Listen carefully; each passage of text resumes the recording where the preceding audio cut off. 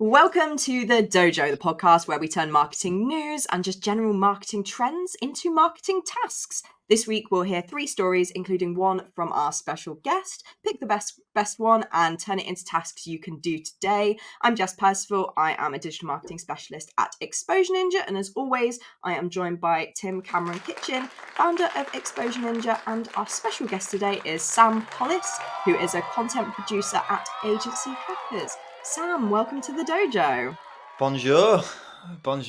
It's good to be here. Where are dojos normally? Is that Japan? Yeah, I think so. Yeah. There may be some in France. We haven't found them yet, but then I guess we wouldn't find them, right? They'd be hidden. I suppose not. I was trying to think of what hello was in Japanese, but I forgot. So Konnichiwa. Leave that. Konnichiwa. So there you go. There you go. Sam, other than your bilingual skills, what is your relationship to marketing? I am a content producer at Agency Hackers, so I produce the podcast that we do, and I just do a lot of the marketing for it. I kind of choose which clips that we do. I started doing marketing for my music back in the day, and I did an apprenticeship in marketing, so I kind of just leveled up. And then I was the lead writer for SaaS Marketer Weekly for a bit. Doesn't exist now, so and then so that's my whole deal with marketing. That's what I do. Nice. I don't think anybody has nobody follows a certain path with marketing. It's always I did this, then I did this, and this kind of inspired this, and then I did this, and it's always really fantastic to hear. So I feel like nobody ever really knows. No, everybody that claims to be an expert in marketing, they don't really know that much about marketing, really, because it is a lot of luck. Sometimes there's strategies you can put in place, but a lot of the time it is very we'll see if this works and not. I'm definitely a vibes marketer. Tim's gonna be like, don't say that on the podcast, but I do think that there is some things that you're like, if it feels right, it's often right, but Well, those of us who approach it from a very logical and ordered process would say that, Jess, you've programmed your vibes by consuming lots of marketing. You've been involved in lots of campaigns. You've seen lots of things going, so that when you see a new situation, your vibe, your internal vibe compass is very accurate. I don't know. I think in every marketing team, you need a vibes person and a data person, and I think that's where the magic comes from. Do you know what? I totally agree. And what you said, Sam, about testing, I think is so true as well, because we've seen, whether it was the recent Google data leak, where Google basically had peddled some myths, I guess, for years. And we saw that the marketing community was split into 2 parts. Some just believed everything that Google said and followed that path. And then others were a little bit more skeptical and tested and measured their own things and found actually something else completely different was really true. And then when this leak came out, actually it turned out that it was those that had tested and hadn't taken everything at face value who were proven right.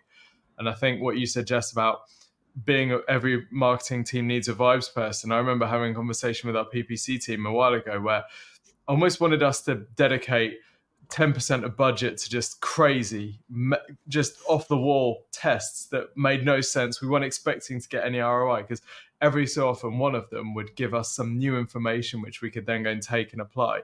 But you don't get that by just following a manual of best practice. You only get that by letting yourself go free. Yeah, following your vibes. Critical thinking. That's a key one.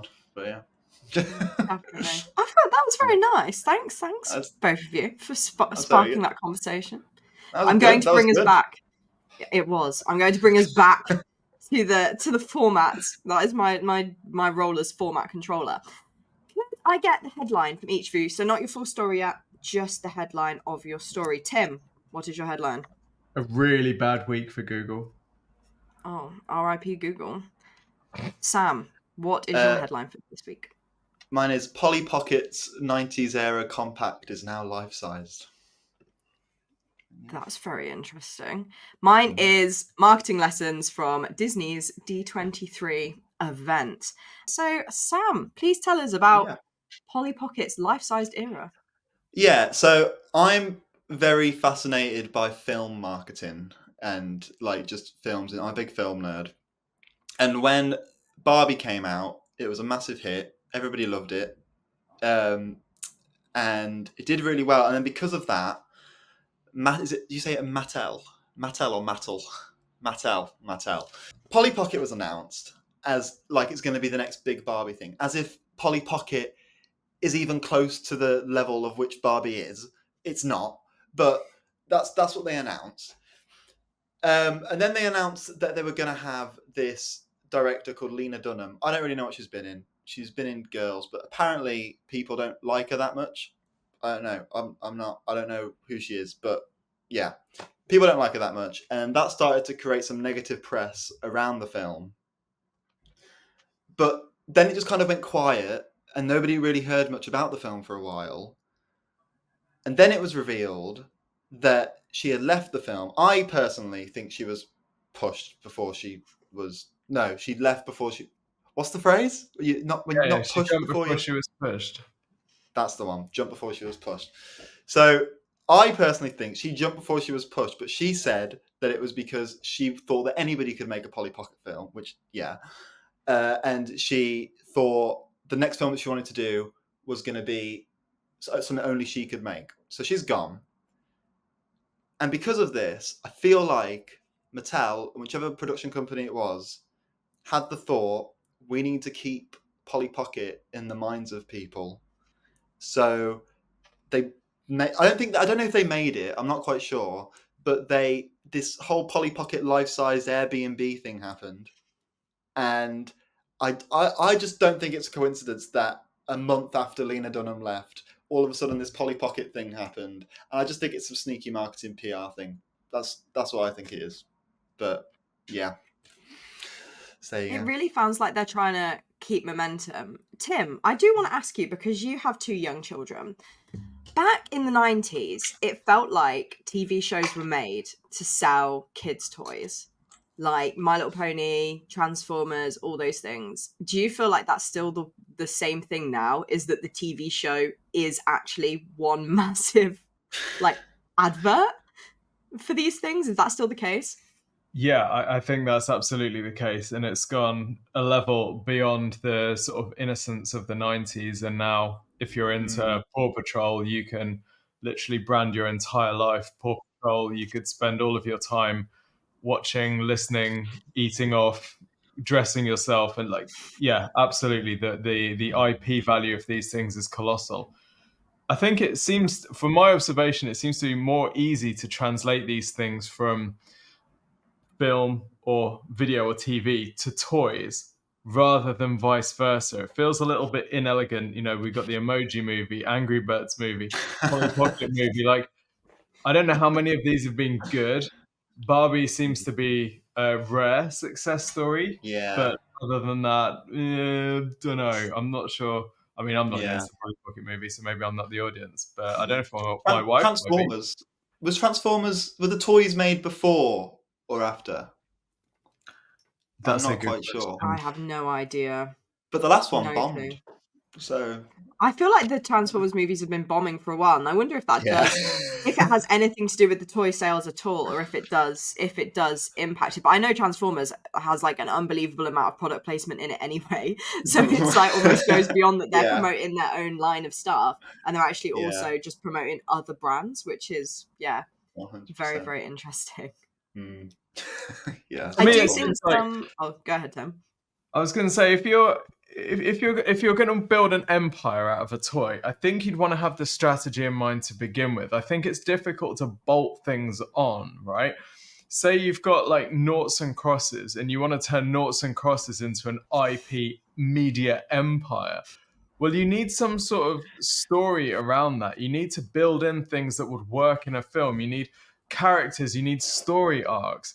It's not just enough to be like, oh, hey, we got this thing with like these tiny little people, and let's just make it into a movie, because then you have to add in all this artificial layer of stuff. You have to create stuff that didn't exist before. Whereas if all of that exists already, then it's really easy to translate this into different areas. This to me feels like you know, when you get a company that builds a product and then they try and build add-on products, but they haven't really thought about what their category is. So the add-on products feel really inelegant, and it ends up feeling really disconnected and weird.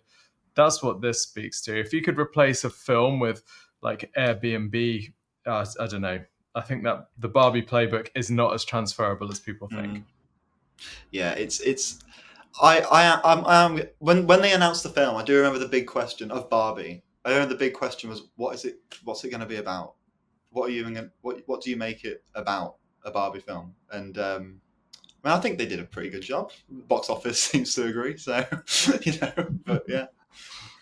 I think that's also a trap though, and this is kind of where the lesson is for other businesses, is that it felt like they were trying to they were already in the air, and then they tried to go higher when they were already at the limit, and then we're like, we can do this again with Monopoly. Why are you announcing that you're going to do a Monopoly movie? Who is asking for that? I always see these things, like, we'll kind of get to some of this, well, not really, but kind of related to my story later, is that Disney announced a load of stuff, and we look at each other like, who asked for that? Who is the audience for that? And it turns out, yeah. We can get into that in a bit, but yeah. Yeah. That's a very interesting story. I feel like we could unpick this for hours. And for that reason, Tim, we're going to head on to your rather intense story, but I can always rely on you to turn something like this into something hopefully accessible, and I feel like me and Sam will interrogate you if it isn't anyway. So yeah, take it away with Google's very bad week, which we could turn that into a movie. Yeah. Google's very bad week. There we go. I hope that somebody from Netflix is inside Google filming while all of this is happening. So, I mean, the week was going pretty poorly for Google. There was a big news story that came out that Google and Meta had been working together to target teenagers. So you're not supposed to be doing this, right? Google's no social network is supposed to be, or no advertising platform is supposed to be intentionally using user data to target teenagers. But Meta came to Google and said, we want to get more users on Instagram while they're in their young, impressionable age. It just gets worse and worse, doesn't it? So we want to run ads to teenagers. And Google says, well, technically, we don't have an audience of teenagers, so you can't do that. But we do have this unknown audience on YouTube, which is everyone who isn't signed in and everyone who isn't in one of the other demographic bands. So turns out the unknown audience has quite a lot of teenagers and young people. And so maybe we could run some ads to them. And it turned out that that's exactly what they did. So that's how the week sort of started off. And then Google has been under a Department of Justice antitrust trial for 4 years. And the judge finally came out with their summary, their opinion. And it was pretty damning, to be honest. So the crux of this argument is that Google has been a monopoly in search. Unrelated to the Mattel monopoly. Google has been a monopoly in search, and it's okay to be a monopoly. You can get to become a monopoly through being the best, and that's fine. They're not going to punish you for just being the best and everyone wanting to use you. The problem comes when you then defend that status as a monopoly with exclusionary tactics. So examples of exclusionary tactics would be things like Google paying other providers not to build their own search engines, or paying other providers to use Google rather than any competitors so that Google can retain its position. By the way, this does all relate to marketers. I'll explain why in a couple of minutes, depending on how long this goes. So being a monopoly is not illegal, but securing or maintaining that position by exclusionary tactics is. And this judgment is basically that that's exactly what Google has done. So Google has paid Apple around $20 billion a year to be the default search provider on all of its operating systems, and similar relationship with Mozilla, the Firefox browser people, although much less money changes hands for that. And basically around 50% of Google's search volume comes through what's called default placement. So this is Google being the default search bar in one of the various platforms that uses Google as a default. So this is pretty significant. Now, it's significant for Google, but it's also significant for advertisers, because we as marketers have got used to the fact that if we want to advertise against people searching, we just go to Google, because that's really the only shop in town. They've got 90% of the search market. Yes, we could go and run ads on Bing, but Bing only has 10% of the search market. So it's not really a major player here. And most businesses, if you had to choose one ad channel to advertise, it would be Google. And this judgment has come down that Google is a monopoly and has behaved like a monopolist. Now, in itself, there's no actions to take from this because this isn't the remedy stage. The remedy stage comes next. So now it's been decided that Google is a monopoly and has acted like a monopolist. Now they go into a phase where they try and work out what to do about this. And this next phase will be important. There has been some suggestions that the DOJ might seek to break up Google, so might force it to sell off bits like Chrome or YouTube or whatever. May or may not happen.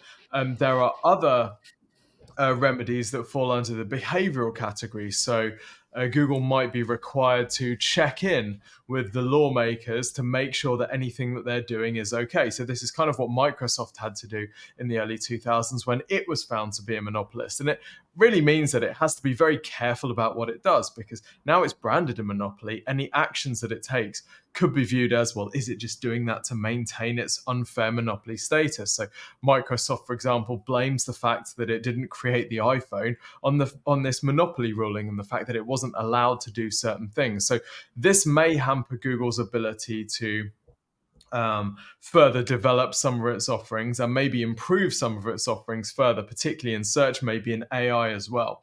So that could be interesting. And I think the first takeaway from this, before we go into some interesting insights, which I'm not hearing anyone talking about, the first takeaway from this is I think that as marketers, we need to be prepared for any Google monopoly position to be challenged over the coming years. Maybe search, so organic search. So we need to be prepared for other search engines to get more market share than they would have otherwise. So Search GPT, for example, Perplexity, maybe if Apple builds its own search engine, maybe Bing, all of these competitor search engines will be looking at this ruling and thinking, great, this might give us a bit of an opportunity to get some market share. As advertisers, we also need to be prepared for Google's monopoly position in paid search to be potentially challenged as well. So, like I said, if you want to advertise to people who are looking for a certain thing, Google is your default. Well, maybe in the future, depending on what remedies that the DOJ hands down, that might not be the case. So we need to be ready for that to happen. And we always say, don't put all your eggs in one basket. And, this is just another reminder of that. Now, in the judgment, there was a 286-page document that the judge released breaking down this decision. Because it's 286 pages, not many people have the stomach to go through this, but your friendly ninjas, we have slightly more stomach than most. And I've been through a decent chunk of this.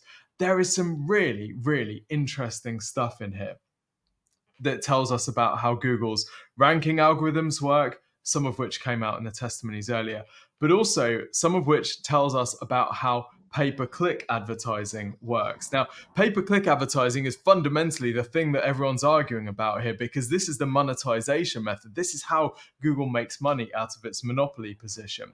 So first, let's talk about some of the organic search stuff. There was a big argument as part of this that Google's size, Google's monopoly status gives it a competitive advantage. In that, I'm going to read you a quote here. Google's secret sauce is the feedback it gets from clicks and interactions in the results page, for which it needs massive scale. So this idea that Google's always said, we don't use clicks, we don't measure clicks in the search results. They absolutely do. And further, it's being cited as one of the benefits of their monopoly position, because they can see which links people are clicking on, and those can influence the rankings, which improves the quality of the results, which keeps people on the page. So that tells us that click-through rate is important, which explains why page titles and meta descriptions are so important in SEO. This also gives us a potential issue for AI search engines which answer a query without clicks. Because if you're answering a query without clicks, you don't get that feedback loop about what viewers and searchers are finding most useful. And that's Google's secret sauce. So that's kind of interesting.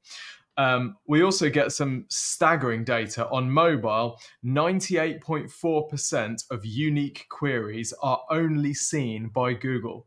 So if you think about all of the searches that are done, some percentage are they're very, very long tail. They're completely unique. 98.4% of those are are only seen by Google, which means that Google has so much more data to build a better search engine and potentially to build a better AI overviews offering than any of its competitors, including OpenAI, because it gets so much more search traffic than anyone else. Which means, of course, all of this sums to many advertisers basically have to advertise on Google because the impact to their business will be devastating if they didn't. And there was a Home Depot case study mentioned in the court notes, which was really interesting. Basically said that they have to advertise on Google. If they don't, their revenue is impacted in a measurable way. So this is essentially, the definition of monopoly. You have to do something. It's like a rent being taken on your business. Now, before I go into the PPC stuff, Jess, Sam, do you want me to continue? Do you have any questions or thoughts? I can keep going as long as you want me to. You can keep going. I'm in awe. I mean, I feel like you read my mind a bit, Tim, because I was like, should I just be like, let's talk about the kind of organic search thing first? By that 98.4%, do you mean that's how many people are just using Google? Could you explain that a little bit more? Yeah, so if you think about all of the searches that are made on any search engine, right? A proportion of them are unique. And actually, it's quite a large proportion. I can't remember the number off the top of my head, but a proportion of the searches are unique, meaning they've never been searched for before. So you get things like, Plumber London, which is searched for loads of times. But a massive proportion of searches are super long tail, meaning they've never been seen before. And because Google has almost 98.4% of those searches only happen on Google. So it can build up a much better understanding of the world. And it can build, a lot of these searches are the ones that AI are best solving because there's actually not much content about those topics. So that just shows the difficulty that someone like OpenAI would have in building a sort of a feedback mechanism which helps them improve their search engine, because Google is getting the vast majority of those searches that competitors just don't even see. I think this explains like a lot of. I was speaking to, do you know Simon Bollen from Boutique? I was talking to him about speaking at one of our events about the digital demise, he calls it, and how a lot of e-commerce brands are finding Google to be this big void that's like just taking up things, and this whole it's just really difficult now to rank SEO wise and just do well, and it just explains a lot. I didn't really know anything about the data leak and stuff, so yeah, it's really interesting. It is, and it's really I think that's an excellent point. Google is a game that everyone has to play, and because everyone has to play it gets more and more and more competitive. Mm-hmm. There's also quite a lot of information here about how paid ads work, and the advertising algorithms have always been fairly opaque. We know that there's some sort of auction mechanism. So in this auction, Google has different ways of working out which is the most valuable click, which is the advertiser to show. But these trial documents show that Google sometimes puts its thumb on the scale to reward or penalize certain advertisers. So there's this concept of squashing, where the runner-up in an ad auction actually gets an artificial boost from Google. Now, Google said that this was helping smaller businesses, because what they didn't want was some big business to come and win all of the auctions. So what they were going to do is they were going to sometimes squash the winning bid a little bit so that the second advertiser got top spot. But actually what happens is it doesn't help the small business win, because 95% of searches where this happens still show the top business. So they're not doing this for some kindness of their heart thing to help small businesses. All they're doing is to inflate the competition to make the top bidder pay even more. So it ends up winning for Google because they make more money, because they're making out that this auction's really competitive when really it wouldn't have been. They'll also do some things called RGSP, which randomizes the winner and the second bid. Same thing. All this does is make the top bidder have to pay more for their spot. So basically, Google has acted to try and increase the prices for advertisers through these methods, and also something they call control the walk, which means controlling how much they increase prices for advertisers to see how high they can push ad costs without losing a significant number of advertisers. And we see the sums that they're doing. How much can we increase ad prices without losing advertisers? And there's a statement in this quote from one of the Google people that says, while advertisers could tell that prices were increasing, they did not understand those changes to be Google's fault. So what they're saying is Google has been inflating the cost of ads for years outside of the auction system by gaming the system, by putting their thumb on the scale to make advertisers pay more than they necessarily needed to. So I think a lot of advertisers will look at this, and particularly after the Google leak, where it was clear that they were just lying to us about certain things. Google is less your friend than they look. I'm reminded of, in the agency world, you have agency premier partners for Google. We've often talked to Google about, how do we become a premier partner? Basically, you have to take on their recommendations, which are usually make the client spend more money. We've always said we're not willing to do that because we're acting in the best interest of our client, not Google.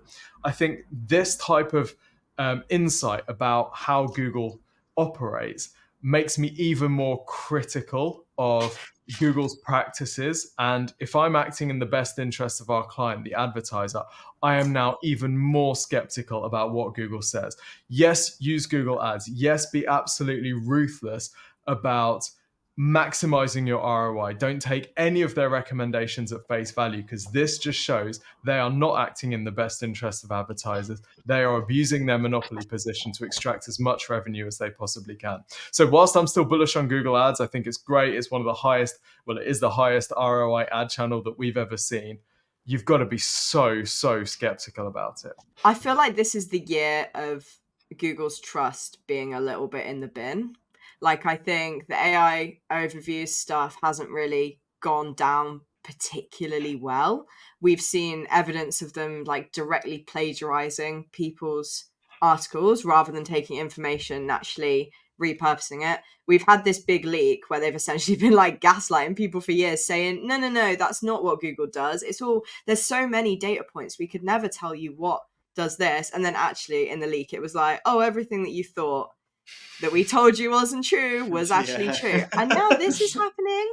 I feel there's a lot to be said for transparency. And, like you said, Sam, there's shady things happen.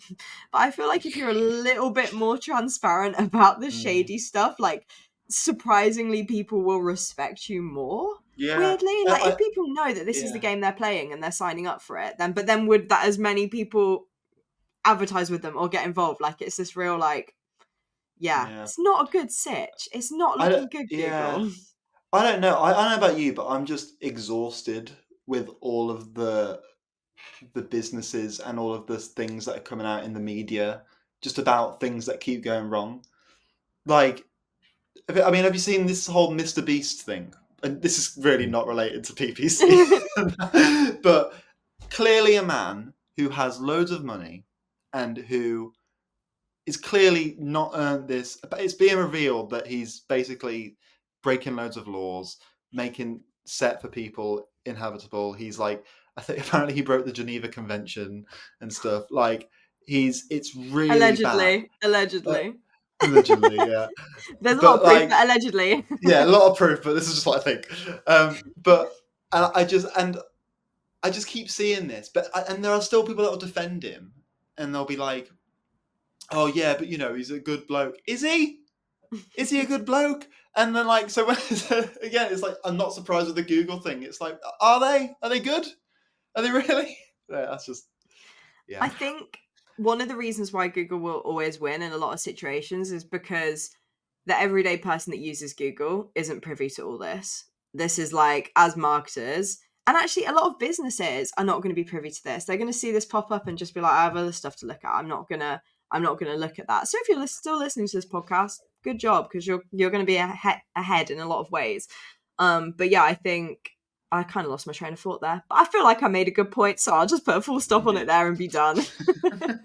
I do think it is possible for small businesses to win, and I do think it is possible for people with good intentions to win. Maybe not at the scale of like an Elon Musk or whoever, maybe not at the scale of a Google, but often I think that level of success comes with its own downsides anyway. I mean, if you like sort of walking around with armed guards surrounding you, then that's a certain type of life that you've chosen for yourself. But we've seen with clients that small businesses can win and they can win big. But I think it's really important that whilst you keep your own like pure intentions, you recognize the world that we're playing in. And this Google thing is a prime example. You can never go on Google's advertising product page and see that, oh, this service is designed to maximize the number of leads that you get.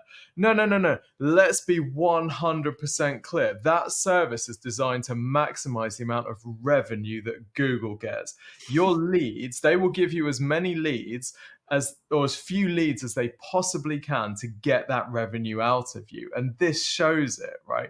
They don't care about your business. They don't care about your traffic or your success at all. They want to give you just enough success to keep you playing in the game. It reminds me of, the slot machines when they rig the slot machines to make sure they pay out just enough to keep people playing.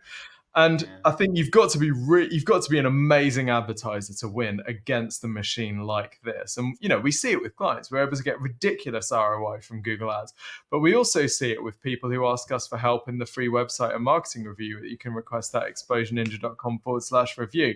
That there's a lot of amateur campaigns out there where the ROI is just dreadful because they are being played. They're not doing the playing; they are being played. And I think that's the danger with playing with a company like Google. It's the scorpion and the frog, right?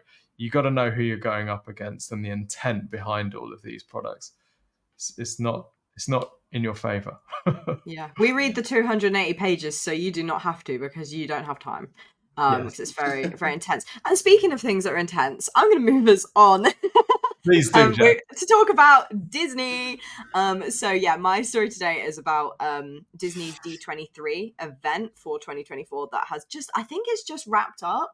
I've been keeping up with it because it's relevant to my interest, but basically it's D23 is an event that happens every 2 years where Disney essentially announce all their new stuff. It's also kind of a fan club, so you can pay like $100 a year or something like that to kind of you get discounts at their places. Great if you live nearby or if you're somebody who frequently goes to Disney. And they also send you like a little gift pack as well. But yeah, they announce a bunch of stuff, whether it's TVs and movies, but also like theme parks and cruise lines. We found out recently that every time they buy a new cruise ship, they buy 2. They can't just buy 1. They're like, oh, we'll buy 2. We like the number 2. Let's buy 2, which I just thought blew my mind. So the event is open to everyone. You don't actually need to be a member of this fan club to go to the D23 event. But obviously it's ticketed. But what happens is Disney create a super fan event. So they're like, what basically happens is they go, do you want to pay, I think it's $99 for a day ticket, all the way up to like $3,000 for a weekend, depending on where you want to sit in the auditorium. And they're like, you guys want to pay us $3,000 to come and be told what movies you're going to spend money seeing, what cruises you're going to spend money doing, what parks you're going to do. And we love it. I'm in this target audience. We're already talking about when are we going to be able to go to D23. We won't be going for that high-end seating, but we do want to go. But what it creates is like they're putting these announcements like physically on a stage. They have performances before they make an announcement. So you're kind of like, oh, well, this is going to be a Frozen announcement, or they're calling on this voice actress to come and tell you, it's going to be an announcement about this thing. And it's like, you're not just watching a trailer, you're watching an exclusive D23 trailer. Or it's not like, oh, the first look at this new thing that's happening in the parks. It's an exclusive first look, and you get to see the little model and see everything up close and how it's going to work. And like I said, they know the audience eats this up, and I am that audience. We were checking YouTube, the morning after to be like, what is happening? What has been announced? What's coming to Disneyland Paris soon? There's big Disney YouTubers being like, my predictions for D23. Like that's, it has so much reach. Like people are promoting the thing that does the promoting. Like it's just wild. They also have like no filming rules, but of course, like people do film, and apparently people get banned for life if they're caught filming. As I can see in these videos, everybody has their phone out, so I don't think that's happening. But what that then creates is, okay, we're watching this terribly recorded first look at Zootopia 2, but then the audience already knows that's coming, and then when they're waiting for the trailer, right? And then they're like, oh my god, the trailer's on it. Like, it just creates this whole wild situation, and it also creates this, it's a perfect example of scarcity, FOMO. Like, we're like, oh, we wish we were at D23. Imagine being in that room when they announced Frozen 4. Like, maybe not that stuff, but like some of the stuff that we've been really excited about. Like, we really like Disneyland Paris, and there's been rumors of this Lion King land that they're going to be adding, going around for ages, and we've really liked that in this house. And then they announced it, and okay, I like the idea of being there when they announced this stuff, but like, really, you kind of get the same feeling if you find out about it later. Maybe that's just me. Maybe I'm too logical about it. But the whole thing of this that blows my mind is it's not like these people, it's not like you're never going to get to see this. Just these people get to see it first. And that makes them special and important. And I'm not saying that your business needs to like throw a giant event in Anaheim over like 5 convention centers and be announcing cruise lines and theme parks. But what I am saying is you can take a lot of these lessons and how they create this sort of like kind of little club and this little exclusivity thing. We kind of talked about this with Brat Summer actually last week with the whole thing. Charlie XCX created a separate Instagram for the people who are really into that stuff. And you might be thinking, how can I do this for a B2B? But that you will have fans. You'd be surprised actually how many people really advocate for you in their, in their day-to-day, in their business, who would like to get exclusive updates and exclusive things. And really, I just want an excuse to talk about D23 on the podcast. So here we are. But I'd love to know if either of you two have any thoughts on this, if you've been keeping up with it or not. Maybe Sam has a different take to me on this. No, I don't have a different take. I just think, I think it's been really weird watching Disney do its thing these last few years. Like it's really not. It's not like they're going downhill, but it's like they did Avengers, and then they just kind of went, okay, what do we do now? And then it just felt like everything was just this jumbled mess. They over relied on streaming services to just released everything, pumped stuff out, underpaid and overworked the VFX team, and it was just, and because I get what you're saying, but the thing that did it for me, it wasn't D23, it was Comic-Con, and they announced Robert Downey Jr. as Dr. Doom. Didn't go down very well in this house. when you said earlier, who's asking for this? That was my exact question when I saw that. I was like, who is asking for this? Who wants this? And it just screams of desperation. And I've always thought it's weird at D23 how this stuff is going to be released anyway, and you're going to see it. So why are you paying that much money to go and sit in it? I guess, it is the exclusivity of it all. And it makes you feel like you're part of a community. A bit like Agency Hackers, plug. But, it's, What are your thoughts? This reminds me of a quote from Dan Kennedy, which was something along the lines of, your audience's propensity to buy will always outpace your propensity to produce. So I think what he means by that is if you've got a decent enough fan base, if you've built an audience that is excited enough, your job then just becomes finding new things for them to buy, because there will always be a portion of that fan base that will buy. You think it might be crazy to charge people to come to a product launch, but hey, guess what? If you present it in the right way, they will come and they will fight each other, and they'll pay for the VIP seating, and they will, whatever, to see a product launch. Not the product, like you said, just not the product, just be the first to see the product launch. They're not even the only ones getting the product launch. They're just being first to see it. They're just being in person. And I've always marveled at the Disney company's ability to monetize its audience. And I think once you get to a stage where you can charge people to see your sales pitch, that really is the ultimate test. Like, this is the Berkshire Hathaway shareholder meeting with everyone coming and buying all this stuff. This is, people fighting over each other to get to the Apple announcements. This is like, it's the ultimate, isn't it? This is the ultimate marketing shredding, where you're getting people to stand in line, pay thousands of dollars to see your new products being announced. How long is it going to last, do you think? Like, because I mean, Disney and that have been massive for years, like Apple and but surely there's going to be a point where audiences flock to somewhere else completely. Surely. It's really interesting, isn't it? We have seen the bubble burst a little bit with Marvel. A lot of us were like, I know myself, I was quite a big fan of all the Marvel stuff, and then there was just too much, and I'm like, I do not have that many hours in my life to be watching this many TV shows. And then it's like, oh, I want to go see this new movie, and then somebody says to me, oh, have you watched these 5 TV shows and these 8 movies? And I'm like, no. Oh, well, you're not going to get it. And I'm like, what do you mean I'm not going to get it? So I feel like that bubble is bursting a little bit with Marvel, and that made me feel like the Robert Downey Jr. thing was a little bit of a it was so desperate. It's just desperation incarnate. Yeah. I feel like we could talk about this all day, but we are 46 minutes in, so I think we need to jump onto the lessons. And I am thinking, Tim, potentially it is your story today. I know it is quite intense, but I think that's why we need to talk about it, because there might be some business owners and marketing managers listening to this being like, okay, I've been soothed by Polly Pocket and Disney, but also, what do you mean Google's ads are scamming us or whatever? So that's definitely how you feel. So what would you say to business owners about this story, Tim? I would say you're in more danger of overreacting and saying, right, we're not going to run Google ads because its thumb's always on the scale. What you got to look at any of these ad channels as money in, money out, right? And as long as you're doing that and you're running your campaigns well, it's making money, and you're going to want to continue making hay while the sun shines with Google ads.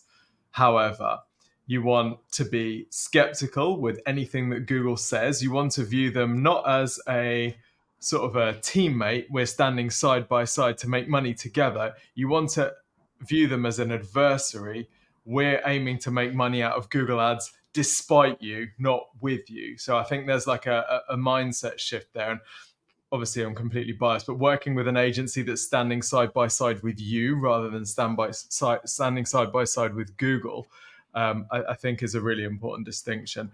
And then I think you also just need to keep your eyes wide for any changes in market share for things like search ads or search engines in general. This is Google is such an important channel for so many businesses, both paid and organic.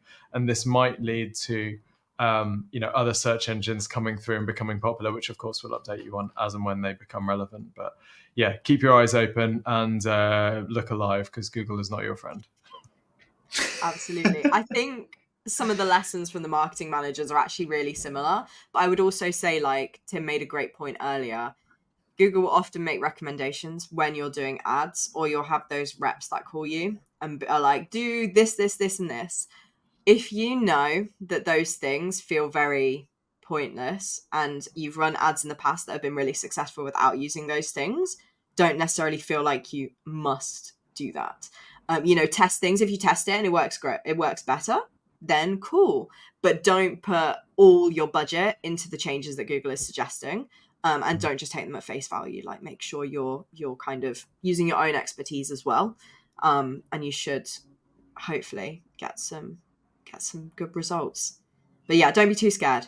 It did sound scary. There was a lot of big words in there, Tim, but I think it was okay. Now we're going to get on to the part of the show where we interrogate our guest. And today, Sam, that is you. So I'm going to ask you just a few quick fire questions just about your experiences with marketing. Some people might get some fun insights out of it. I know we sure will here. So first question is, if you had just 1 hour to improve your marketing, what would you work on? Oh my God. Okay. If I had 1 hour do I get, in this hypothetical situation, do I get money? A budget to work with? Okay, but it's kind of like, if you just had an hour, what would be your just an hour? All right. Well, I would be putting a lot of time and effort into trying to figure out our podcast and the positioning of it, and I just want to work on the brand more, I think, So, and I think I'd try and figure out what's working with the audiences and what's not, because we do a bit of a different kind of B2B podcast. So yeah, I try and figure out the branding and try and figure out what's working properly, because there's never enough time to figure that out. So yeah, Nice. probably what I do. Very cool. Feel like this is the question you wanted to answer in the first question, which is, what would you do with an infinite marketing budget? With an infinite marketing budget, I would build a whole set for the podcast, and then I would buy Google. So no, I'd build a set. I don't know. Like, I'm not. I'll be honest. When you invited me on this podcast, I did think I'm not a proper marketer, so I don't really know what to really answer, how to really answer that question properly. But I'd probably just build a set for the podcast and do loads of stuff for it. Do loads of marketing to get really famous guests on. Sorry. That's cool. That works for me. Yeah. So I feel like the infinite marketing budget question is really big. It's like when somebody asks what your favorite movie is and you're like, I've never seen a movie. You just forget every single possible marketing thing. One person did actually answer once, I'll just take the money and keep it for myself, which I thought was really funny. But yeah, well, that was Google, right? That was the CEO of Google. Yeah, I'll become a CEO of Google, and I'll tell people the truth. Yeah. Oh, we really are beefing with Google today. Next question is, Sam, which marketing skill or just like business skill would you recommend 18-year-old Sam works on, and why? Get better at taking criticism, because I'm not just like a marketing writer. I'm a science fiction writer and stuff, and I think a lot of the literary skills that I've learned in the past have been really useful in marketing and copywriting and content writing and stuff. But one thing I was never really good at was taking criticism, because I was like, oh, it just means you think it's shit. And then over time, I've gotten a lot better at it, and I don't know whether it's my neurodiversity. There's a thing that's where you can't like take negative feedback and you view it as a proper rejection. Yeah. It's rejection sensitive dysphoria for anybody who's curious. There we go. That's the one. But yeah, so it might be that, but I would just practice. I would say to 18-year-old Sam, practice writing, practice loads of different styles, absorb loads of different styles, and get advice from people. And when they give you advice, and if they tell you to do something different, it doesn't mean that it's shit.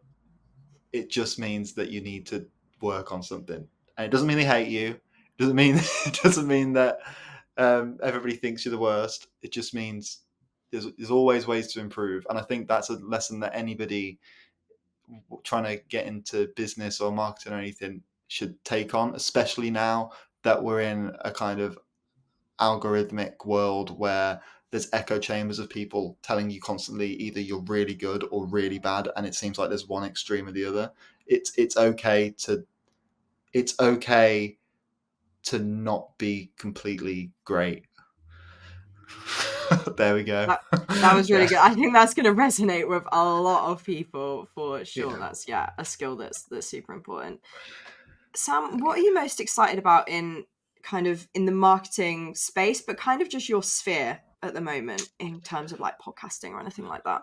Well, at Agency Hackers, we're a community for a bunch of different agencies, and we have a membership that people can join, and it's a bunch of small independent agencies, and they can all get together and talk and stuff. And we've got some events coming up. But one thing I'm really excited for is we recently did an event called The Robots Are Coming, which is about AI, and it was at the Royal Institution. It was great. But I'm very fascinated by the way AI is being used and how it's like, I don't agree with using it for creativity and stuff. That's a whole other conversation. But I think automating processes and figuring out, the way it can read data and the way it can. I just think it's really interesting, AI, and it is quite scary how fast it's growing. But it also does really excite me because you can create whole projects now, and you can get a bunch of stuff done that would have taken 3 days in 1 hour, and I just find that all very interesting. Nice. Yeah, we're big into. We always say we're excited about AI on this podcast, but we're also not afraid to tell it when it needs to be quiet. When AI is getting a little bit intense. And Sam, last question for you. Who should we invite to be our next podcast guest? It sounds like I'm just plugging someone from Agency Hackers, but my line manager, Sophie Cunningham, fantastic social media marketing person. So I think 100% get her on. She's very good. Amazing. Yeah. Very, very good recommendation. Thank you very much. And thank you to everyone who joined us today. It was a little bit intense, but it's okay because we had some fun stories too. I feel like we all learnt a lot, and that's good and that's important. So yeah, thank you everyone for joining us. Of course, you can join us next week for more. We also have over 300 podcast episodes that you can catch up with at exposureninja.com/podcast, or you can watch our YouTube videos if you just search Exposure Ninja on YouTube. Thank you, Tim and Sam, for joining me, and see you next week. Bye.